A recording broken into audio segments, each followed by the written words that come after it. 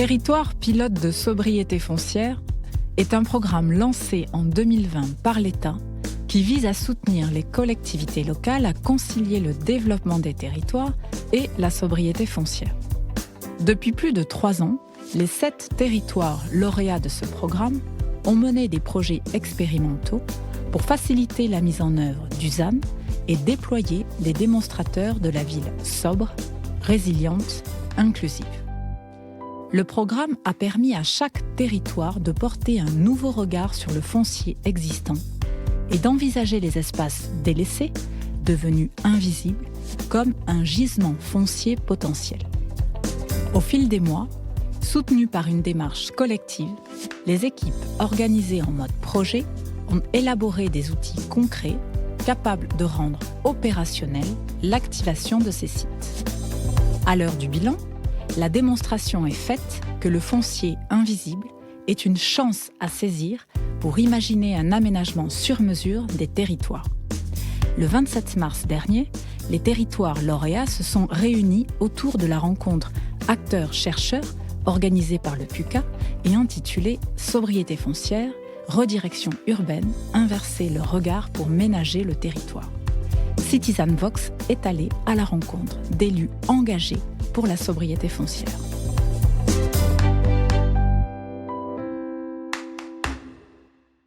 Madame Ninard, bonjour. Bonjour. Vous êtes vice-présidente de l'agglomération du Pays de Dreux en charge de l'attractivité du territoire par les filières touristiques et agricoles, du développement rural, des contractualisations et de la transition écologique. Vous êtes également vice-présidente du conseil départemental de l'Eure-et-Loir et maire de Tremblay, les villages, depuis 2014. Alors, pour contextualiser un tout petit peu votre territoire, le territoire se compose de 81 communes, 118 000 habitants, dont la ville centrale, c'est Dreux. C'est un territoire polycentrique qui a une caractéristique à la fois rurale, périurbaine. Il y a une histoire industrielle forte sur ce secteur, avec des secteurs de l'électronique, automobile, pharmaceutique. Donc d'abord, la question évidemment que j'ai envie de vous poser, c'est pourquoi votre territoire a souhaité s'engager dans une démarche de sobriété foncière ? Parce que je pense que vous l'avez dit, on est un territoire rural et vous avez oublié par contre de dire quelque chose d'important, c'est que notre économie repose aussi sur son agriculture. Notre territoire, c'est une surface agricole utile, c'est 67% qui est consacré à notre agriculture, c'est 90% d'un territoire agricole et naturel. Donc naturellement, on est soucieux de préserver ce foncier. On est quand même un département, le 2e département céréalier de France, et notre économie repose sur l'agglomération du Pays de Dreux, sur cette agriculture aussi. En parallèle du travail engagé sur la sobriété foncière, on engage un travail sur le projet alimentaire du territoire. Donc c'est vraiment de préserver notre agriculture et de produire localement pour nos habitants et pour y développer aussi des activités économiques autour de l'agroalimentaire. Donc, je crois que vous-même, à titre personnel, vous êtes en plus concernée par l'agriculture. Je suis agricultrice, voilà. On est agriculteur avec mon mari, donc forcément, on est soucieux de préserver ce foncier agricole. Après, depuis 10 ans déjà, plus de 10 ans, l'agglomération du Pays de Dreux est engagée dans cette démarche de sobriété. On a requalifié 170 hectares de friches. C'est à peu près déjà 75% de nos friches qui sont aujourd'hui requalifiées, avec les projets, d'ailleurs les sites, au moins un des sites dont on va parler dans le cadre de TPSF, qui est celui de l'atelier à spectacle de l'agglo du Pays de Dreux, ce quartier spectaculaire. Donc vous étiez déjà de toute façon dans une démarche de sobriété foncière, évidemment, ce qui fait que vous candidatez à cette opportunité proposée par l'État. Qu'est-ce que vous attendiez de la démarche territoire pilote de sobriété foncière ? Qu'est-ce que vous en attendiez ? Je pense de l'expertise, de l'appui du PUCA. On a, nous, à l'agglomération du Pays de Dreux, des équipes très engagées, très motivées, des élus aussi. Et je pense qu'on avait besoin de conduire aussi des expérimentations, de faire preuve par l'exemple. Je pense pour nous aussi une manière de travailler avec l'ensemble des élus du territoire, d'arriver à les emmener, de conduire un collectif Et avec cet appui d'experts, je pense que ça va nous aider à aller plus loin. Pour nous, c'est une opportunité. Alors, est-ce que vous pouvez nous décrire un tout petit peu la manière dont ça s'est déroulé, les sites, surtout sur lesquels vous avez décidé d'intervenir? C'est des sites démonstrateurs, voilà. Alors, ces 3 sites démonstrateurs que sont Dreux, donc c'est autour du quartier de la Gare, et d'habitat des années 20, de réhabilitation de sites de jardins ouvriers. Le deuxième site qui est celui de l'atelier à spectacle, donc l'entrée de ville de Vernouillet, avec des enjeux de friches industrielles à reconquérir autour de l'atelier à spectacle, parce qu'on en arrive pratiquement à oublier ce bel atelier à spectacle. Et donc, il faut retravailler l'ensemble du quartier d'entrée de ville, lui offrir aussi une possibilité, je pense, de développement économique en lien avec cet atelier à spectacle, donc une économie autour du spectacle. Et puis le troisième site qui est celui de Châteauneuf-en-Thymerais, donc une commune rurale de 2500 habitants. Et là, on est sur le lien entre une zone de développement économique d'entrée de ville, en proximité du cœur de ville, et de faire ce lien entre ce développement économique et ce développement de cœur de ville, puisque Châteauneuf-en-Thymerais est éligible au dispositif PVD et donc est en train de travailler sur sa revitalisation de cœur de ville. Donc c'était de se dire comment, sur une ville plus rurale, on fait sobriété, comment on fait le lien entre développement économique et l'habitat de cœur de ville. Alors, effectivement, ce lien entre les usages, finalement, dont vous parlez, comment on décide, effectivement, de développer plutôt tel usage que tel autre, et comment on articule la sobriété foncière et les enjeux au niveau territorial avec les enjeux nationaux? En fait, on a, les sites ont été, j'ai envie de dire, délibérément un peu choisis entre la ruralité et le cœur urbain de cette agglomération entre Dreux et Vernouillet, parce qu'il y avait des sujets aussi, autour notamment des friches. À Châteauneuf, c'est un petit peu différent. C'est pour moi comment on retravaille sur une zone économique existante, plutôt en densification. Donc les sites étaient déjà j'ai envie de dire un peu pré-choisis compte tenu de leur situation. Il y avait un intérêt technique à travailler dessus. Donc j'ai envie de dire qu'il n'y a pas eu de débat. C'était de se dire ils peuvent faire exemple sur d'autres communes PVD de l'agglomération du Pays de Dreux, sur d'autres sujets autour des friches. Donc voilà, on est parti dire sans difficulté sur ces sujets. Quand je parle des sujets, c'est des sites dont on parle. Et puis après, autour des enjeux de la politique nationale, ça tombe bien puisque du coup on aborde le sujet de l'artificialisation, du zéro artificialisation nette des sols. Donc on s'est dit que c'était aussi pour nous une opportunité d'embarquer les maires dans la démarche, parce que faut qu'on fasse un peu de pédagogie. Ouais. On l'a évoqué ce matin, c'est quand même très compliqué. Le sujet de l'artificialisation nette, il a été très ascendant. Quand il n'est pas expliqué, moi j'ai été enseignante, donc c'est plus facile pour moi de faire un peu de pédagogie autour des sujets peut-être. Il y a beaucoup d'incompréhension, de repli sur soi. Comment ça a été reçu dans votre territoire, justement? Alors, le repli, parce qu'aujourd'hui, on a beaucoup associé croissance, développement avec extension, et puis c'est le modèle qu'on connaît, qui nous rassure, qui est facile.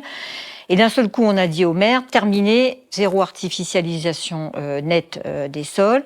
Pour autant, on a des territoires, l'agglo du Pays de Dreux, de par sa situation aux abords de l'Île-de-France, on a une vraie pression foncière, avec un projet très structurant demain qui est l'A154, l'autoroute A154, donc une vraie pression sur notre territoire, donc des vrais enjeux de développement, du potentiel.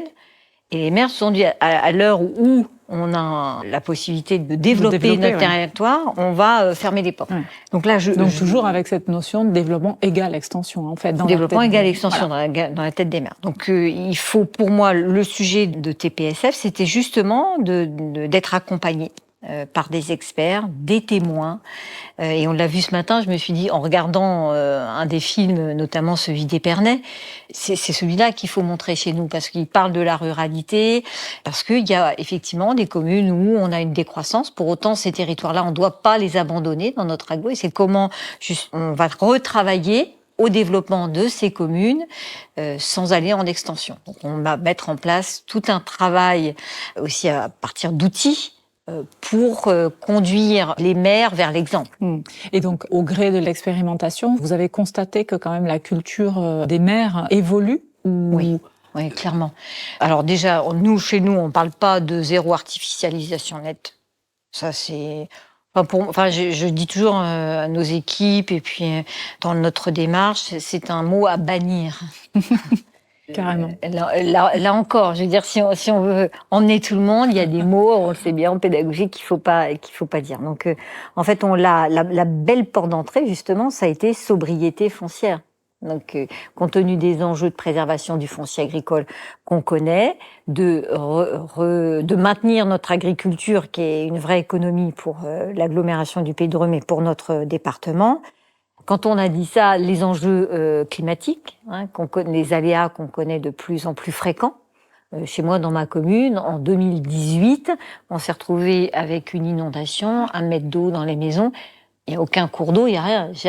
Jamais personne n'aurait pu penser qu'un jour on se promènerait en bateau à Tremblay-les-Villages. Et c'était le cas, on était en fait. Donc je pense que nos maires sont des gens responsables, engagés, ils sont souvent des artisans, des agriculteurs, enfin des gens qui vivent leur territoire avec leur cœur et du coup forcément ils sont conscients de tous ces enjeux. Et donc à partir de là, ça va beaucoup mieux aujourd'hui. Je crois que les enjeux, on les mesure, ils sont intégrés. Donc c'est maintenant comment on fait la sobriété. Oui, c'est ça. Donc comment on fait sobriété, développement. Oui. Et donc ce matin, en réécoutant tous les témoins et les partages d'expériences qu'on a pu avoir, je disais à Émilie, on doit absolument ouvrir nous aussi notre sujet avec des experts, avec des témoignages, pour réinterroger les maires, enfin les conduire dans la réflexion de la démarche TPSF, c'est-à-dire que les 3 pilotes aujourd'hui doivent faire des petits et 81 petits sur l'agglo du Pays de Dreux. Alors justement, est-ce qu'on peut pas capitaliser un peu ça au niveau à une échelle intercommunale? Est-ce que vous allez vers un PLUI? Comment est-ce que c'est durable effectivement de planifier les choses par commune? Voilà, est-ce qu'il faut pas à un moment donné aller sur... nous on planifie notre stratégie de développement sur le SCOT. Et donc là, on va réviser notre SCOT. Donc, je pense que du coup, c'est aussi là une bonne manière de réinterroger moi, je parle de territoire. Oui. Je pense qu'il faut qu'on parle de territoire et pas de communes de manière individualisée. Donc, on regarde ça d'en haut, on a une vision globale, on a une stratégie, pourquoi on fait les choses. Et le SCOT, c'est bien l'outil de planification sur les enjeux de demain. Le nombre de logements à produire, et on est en train de réaliser notre PLH, le développement économique souhaité, les espaces qu'on souhaite préserver, les enjeux des mobilités. Je vous parlais tout à l'heure de l'axe structurant de l'autoroute A154, mais aussi peut-être demain de la réhabilitation d'une ancienne voie ferroviaire entre Chartres et Dreux. Personne n'aurait imaginé un jour qu'on se réinterroge sur cette ligne, cette voie ferrée qui est abandonnée dans les friches, mais qui, pour moi, aurait un vrai intérêt demain à être réhabilitée. Et là, on a été entendu par la région et c'est inscrit dans le cadre du contrat de plan État-région, où une étude va être engagée pour la réhabilitation de cette voie ferrée. Oui, donc là, il y a une vraie articulation entre les politiques nationales quand même de transport, notamment pour réduire la voiture, aller sur du fret, etc., et les enjeux territoriaux. Limiter les déplacements, bien sûr. Enfin voilà, agir sur notre bilan carbone. Et j'entendais ce matin qu'on pouvait effectivement mesurer et quantifier, évaluer dans nos projets d'aménagement. Je pense que ça va faire partie des sujets qu'il va falloir introduire dans nos consultations. Donc oui, le SCOT, pour moi, c'est le document d'orientation pour conduire, accompagner nos 81 communes. Et ensuite, les PLU vont s'emboîter. Puisque du coup, on va remettre à niveau nos PLU. Alors, si PLUI souhaitait Peut-être que par zone géographique, vous pouvez être fermé à rien. Mais pour nous, la bonne échelle, c'est l'intercommunalité. Bien sûr. Le SCOT, effectivement, c'est un document qui parfois n'est pas très approprié par les élus. Enfin, en tout cas, c'était aussi ça la difficulté. Alors chez nous, le SCOT, clairement, il a été bien conduit. Aujourd'hui, il a permis d'avoir une belle vision sur l'aménagement de notre territoire, sur là où on a souhaité justement faire le développement aux abords des infrastructures ou routières ou ferroviaires, le potentiel à développer de logements sur ce qu'on appelle aujourd'hui les communes bourg-centre, qu'il faut vitaliser, et on en a 11 sur le territoire de l'agglomération du Pays de Dreux, qui sont d'ailleurs éligibles au dispositif PVD. Donc, on s'était pas trompé. Je veux dire, les enjeux autour de la préservation des espaces naturels et sensibles. On a au cœur de notre agglomération du Pays de Dreux le grand plan d'eau de Mézières-et-Cluzel, qui est le plus grand plan d'eau de la région centre, 130 hectares. En fait, c'est une ancienne carrière. Et du coup, aujourd'hui, c'est un espace naturel riche de biodiversité. Et là, on a engagé un master plan autour des mobilités douces, autour de ce plan d'eau, et de renaturation des espaces, d'un musée, alors qui ne s'appelle pas un musée, mais plutôt la maison des espaces naturels, où on accueille justement les familles et les jeunes pour leur réexpliquer ce qu'est notre nature, comment on a travaillé sur le projet de réhabilitation du plan d'eau. Et ça s'inscrit aussi pleinement dans notre stratégie Let It Flow. L'Eure-et-Loire, c'est pas la mer, c'est pas la montagne, mais c'est la campagne à 1 heure de Paris. Ouais. Et cette campagne à 1 heure de Paris, l'agglo du Pays de Dreux, on s'inscrit pleinement et on vient de signer, on a une belle signature qui est Nature Royale en Pays de Dreux. Et donc s'inscrit des sujets autour du patrimoine, la rénovation du patrimoine, la restauration des espaces naturels et sensibles, parce que ça contribue à l'embellissement du cadre de vie. Et je pense que on a peut-être fait peur, on fait plus peur à nos habitants ou à nos maires quand on parle pas de zéro artificialisation nette, mais on parle de densification. Oui. Ça fait peur à la campagne, parce que les gens, quand ils font le choix de venir habiter à Brezol, à Tremblay, à Bu ou à Nette, c'est parce que justement, ils veulent un cadre de vie préservé, de qualité. Donc là, je dirais que c'est aussi à nous, élus, de travailler avec les bons interlocuteurs, qu'ils soient publics ou privés, pour offrir du bâti de qualité, des espaces de qualité, des logements adaptés aux besoins de nos populations aujourd'hui. Donc de faire un peu du sur-mesure, parce que quand même la densification, c'est une des solutions du ZAN. Enfin, je veux dire, la sobriété foncière, pour être sobre sur du foncier, il faut faire de la densification. Donc il faut quand même... Ouais, mais vraiment, et c'est en ça que nous avions de fortes attentes sur TPSF. Enfin, on ne mesure pas le potentiel et les opportunités qu'on a. Moi, je suis vraiment, ce matin, je me suis retrouvée complètement parce que je suis maire d'une commune de 2300 habitants. Je m'interroge, et on a perdu une petite centaine d'enfants en 10 ans à l'école. On a fermé 3 classes. On a des terrains à construire qui ne se construisent pas. Donc, dans le cadre de l'étude de revitalisation PVD, il y a des experts qui nous ont ouvert les yeux. Moi, je suis agricultrice, je suis pas urbaniste. Voilà, c'est pas mon métier. Et on a retravaillé tout le parcours résidentiel, les offres de logement sur la commune. Et au cœur, jamais j'avais pensé que cette friche, ce que j'appelle une friche agricole, cet ancien bâti agricole au cœur du village de Tremblay, avec notre hangar technique derrière, c'est presque une pollution au cœur du village, parce que nous dire, oui, demain, c'est une opportunité. Donc en fait, on va signer PVD et notre convention Bourg-Centre avec les partenaires que sont l'État, la région, la Banque des Territoires.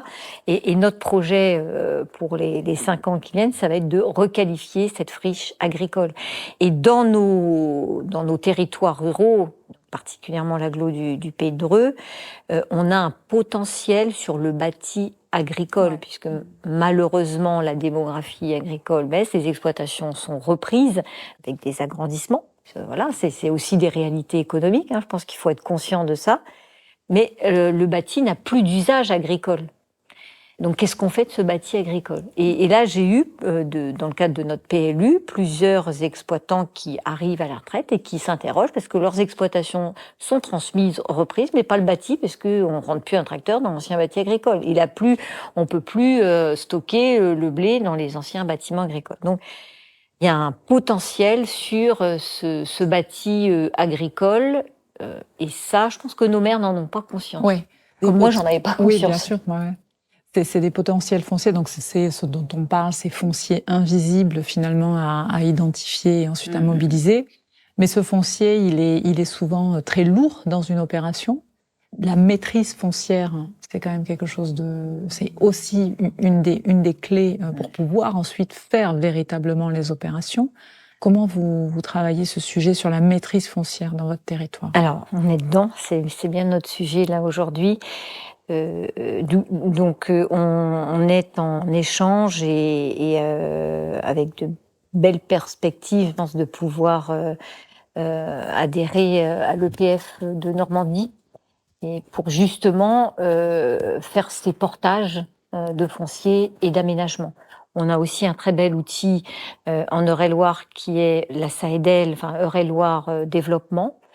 Et Eure-et-Loire Développement a peut-être vocation aussi à aller vers les sujets plus compliqués, plus complexes, dans les territoires les plus éloignés, ceux dont je parlais tout à l'heure, où il y a de la décroissance et pour autant on peut pas les abandonner. Donc on a des outils avec l'EPF, la SAEDEL, avec la SAFER dont on parlait tout à l'heure. Alors, en tout cas sur le foncier. Alors là, j'ai envie de dire, la SAFER pour moi, c'est pas un outil. La SAFER, c'est un appui, c'est un expert sur la maîtrise des fonciers agricoles. Et nous allons signer une convention on travaille en tout cas en ce moment. J'espère arriver du coup à la convention avec la Chambre d'agriculture et la SAFER pour faire un diagnostic en zoomant à l'échelle des 81 communes sur tout le foncier, notamment les friches agricoles et aujourd'hui qui n'ont plus les qualités pédologiques, agronomiques, du sol vivant dont on a longuement échangé ce matin. Qui sont de fait artificialisés. Qui sont de fait artificialisés. Donc, de travailler sur les bâtis agricoles, dont je vous parlais aussi, qui sont souvent abandonnés ou laissés pour compte, sur lesquels on peut revenir réinvestir. Alors après, c'est les moyens. Parce que quand on vient requalifier du bâti agricole, du bâti ancien, ça coûte 6 fois plus cher que de construire en extension. Et donc là, c'est bien le rôle des collectivités que nous sommes. Alors la commune, nos communes rurales n'ont pas de moyens, mais de s'appuyer sur nos intercommunalités, sur notre département, nos régions aussi, et l'État pour nous donner les moyens de faire. Oui, les financements. S'il n'y a pas de financement, ça ne se fera pas. Et oui, c'est le nerf de la guerre, on est bien d'accord. Et on voit bien aujourd'hui le coût de réhabilitation. Qui est 2 ou 3 fois plus supérieur de l'extension. C'est 30% plus cher aujourd'hui. Donc notre sujet, c'est d'aller accompagner ce que les maires nous disent, oui, nous on veut bien, on est d'accord, on mesure tous les enjeux et pourquoi il faut faire. Après, c'est quels moyens vous nous donnez pour faire. Alors les moyens, c'est quoi ? Ces moyens en ingénierie, donc il y a effectivement PVD, Village d'avenir, et nous, agglo département, on développe des services communs d'appui aux communes en ingénierie. On a mis en place des coachs de territoire qui viennent accompagner de manière, personnalisée les maires sur tous leurs sujets, qu'ils soient sur le bâti, les équipements, la reconversion du logement. Je pense que je disais à mon président de département dernièrement, si chacune des communes de l'Eure-et-Loire va chercher un bâti invisible, vacant, une église vacante. Dans ma commune, il y a 6 églises. Donc il y a des sujets. Elles ont plus, malheureusement, il n'y a plus d'office. Certaines sont abandonnées. Peut-être que demain, ça peut être un logement pas insolite, mais voilà, atypique dans notre commune. Et c'est à l'échelle de ces 400 logements qu'on va produire. Et ça, je pense qu'aujourd'hui, personne ne l'imagine. Pour ça, je dis à Émilie ce matin, il faut qu'on fasse cette étude, ce diagnostic, c'est quoi nos besoins, voilà ce qu'on peut produire de manière invisible, que personne n'a imaginé. Et je pense qu'après, on rassure tout le monde. Dernière question, vous avez été précurseur sur cette démarche de sobriété. Est-ce que vous auriez un conseil à donner, un retour d'expérience pour embarquer tous les maires de France à suivre votre expérience de sobriété foncière? J'ai envie de vous dire, il faut des élus et des équipes motivées, engagées. Ça, c'est la base. Et après, il faut faire vraiment de la pédagogie. La pédagogie, de l'accompagnement. Ça, c'est une partie des clés de la réussite d'aller vers. Merci beaucoup, Madame Minard. À très bientôt. Je vous en prie. Merci beaucoup. Pour retrouver toutes les informations utiles concernant le programme Territoire pilote de sobriété foncière, rendez-vous sur le site du PUCA, PUCA, urbanisme-puca.gouv.fr.